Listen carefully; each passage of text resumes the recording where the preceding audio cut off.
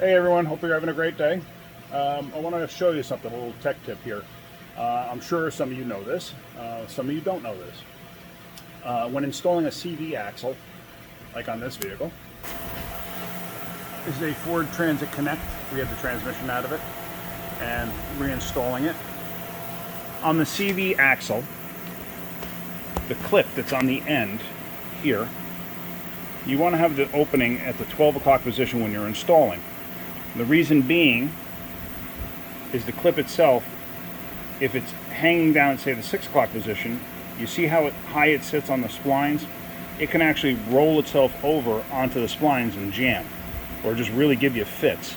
But when it's in the 12 o'clock position, it'll fall down and settle like this, and as it comes in contact with the female gear, which is beveled, it'll actually center itself.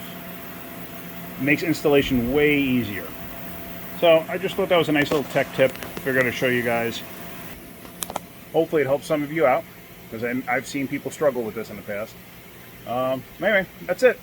Keep wrenching.